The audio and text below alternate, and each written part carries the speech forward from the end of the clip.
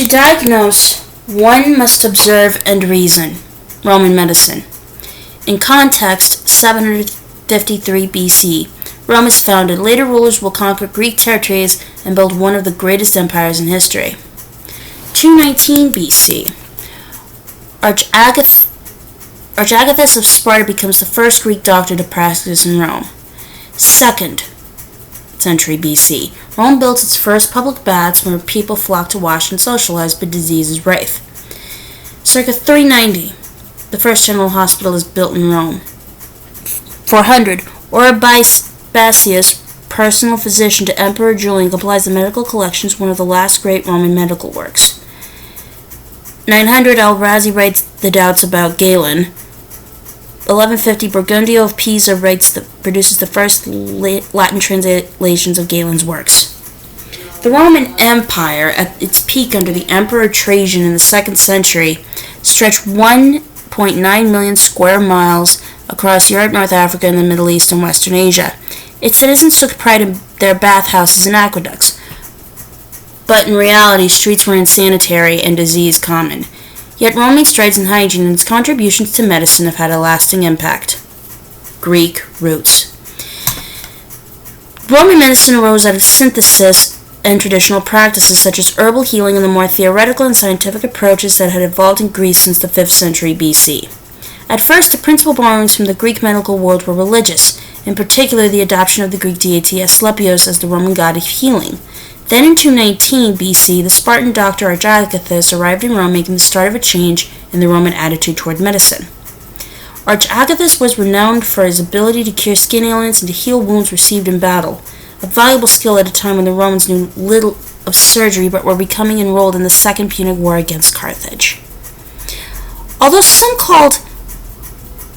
in Rome called Archagathus the Butcher's, treatment centers for soldiers paved the way for Rome's valetudinaria, or military hospitals, and he popularized Greek medical theories. The most important of these was the theory of the humors, developed by the Greek physician Hippocrates in the 5th century BC. It was proposed that the body was comprised of 4 vital fluids: blood, yellow bile, black bile, and phlegm, and that an excess or lack of any of these was a sign of illness. The physician's role was to identify an imbalance and restore the patient to balance, which would ensure their continued health. Schools of thought. As Greek medical tradition became accepted into Roman culture, Greek doctors came to Rome in increasing numbers. However, they met with varying levels of hostility. Roman Senator Cato the Elder, writing in the 2nd century BC, rejected Greek innovations in favor of more traditional remedies, such as the use of cabbage. He recommended it for ailments ranging from stomach disorders to deafness. Despite its opponents, Greek medicine became well established in Rome. Its results were clearly too effective to ignore. Over time, however, its followers fractured into a number of competing schools. The Methodists, founded by the Greek physician Asclepiades in 50 BC, applied a philosophical approach. This was based on the work of the philosopher Democritus, who had theorized that the universe was made of atoms. Methodists believed the body was simply a physical construct and that with good hygiene, diet, and drugs, it could be easily put back in order. They decried the medical profession, believing that the basics of medicine could be learned in a few months. By contrast, the empiricists, founded by the Greek physician Philinus of Cos in circa 250 BC, believed medical knowledge could be advanced by observing patients and identifying the visible signs of disease. However, they also believed that nature was fundamentally incomprehensible and that speculation on the causes of illness was pointless, so they had little interest in exploring the internal human anatomy. A third medical school, the rationalists or dogmatists, placed greatest importance in physicians devising an underlying theory to guide their treatment of a disease. This was valued above examining the patient's particular symptoms. The rationalists were more able than the empiricists to devise general principles in dealing with diseases, but did not promote any close clinical observation of specific cases. If a theory proved incorrect, it could lead to disastrous results. Combined theories. It took a physician of rare ability to create a synthesis from these competing schools of thought. Claudius Galen, a Roman physician from Pergamum in modern-day Turkey. Hold on. Where's my fucking... Never mind. Okay. was such a man. By drawing on specific aspects of each school that aligned with his own theories, he created a medical approach that would remain common practice for over 1,000 years. Galen observed Greek philosophy and medical theories in his native Pergamum, but after he had moved to Rome in 162 AD, he developed them further. Like Hippocrates, he saw the human body as one complete system that should not be treated as a collection of isolated organs that yielded disparate sets of symptoms.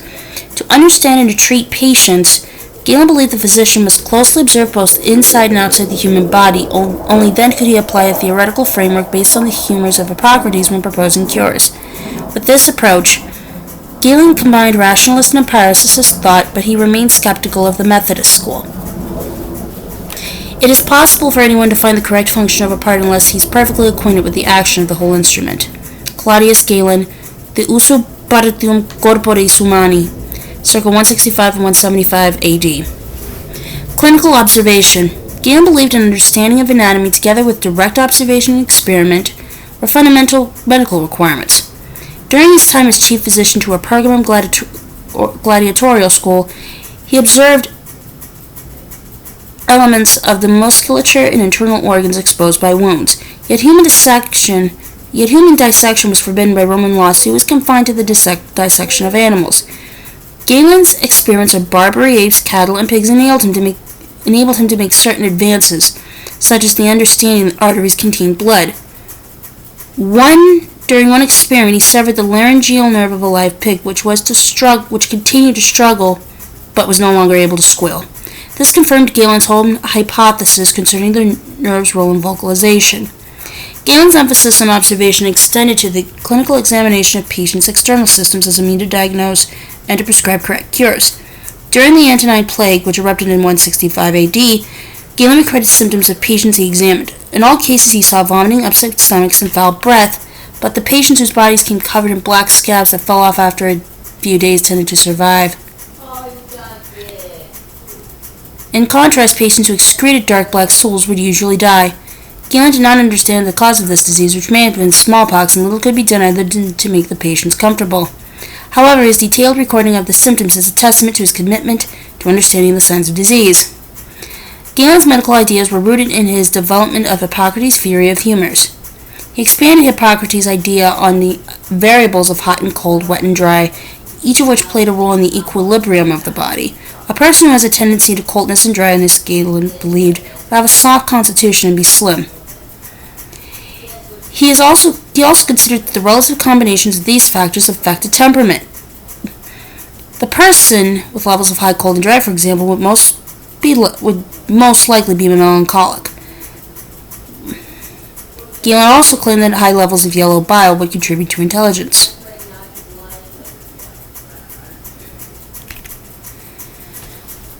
Lasting fame.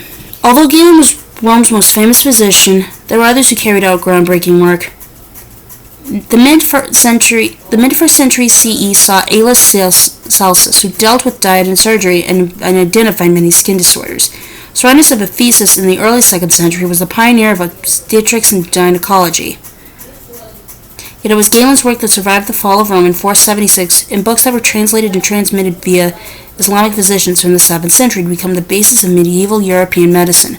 Ironically, despite his emphasis on practical experimentation and clinical observation, it was Galen's elevation to the status of ultimate medical authority that impeded progress in both areas.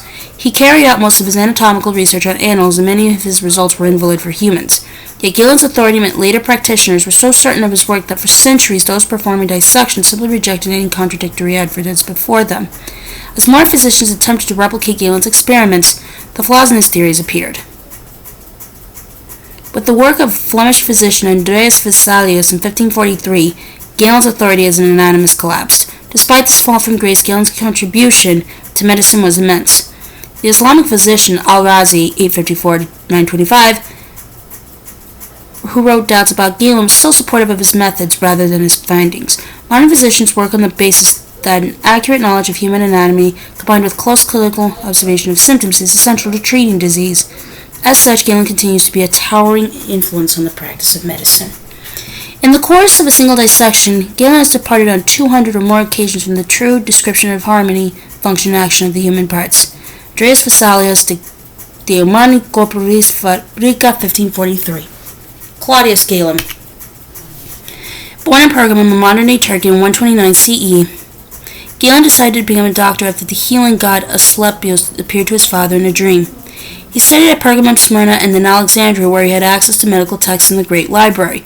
After 5 years as chief physician to the gladiatorial school in Pergamum, Galen moved to Rome in 162 BC. There, his growing medical reputation and abrasive personality won him enemies. Forced to leave in 166, he was brought back by Emperor Marcus Aurelius in 169 to serve as imperial physician, a post he also held under Commodus and Septimius Severus. Galen died in 216. A prolific writer, he left around 300 works, including books on linguistics, logic, and philosophy, as well as medicine, but only about half of these have survived.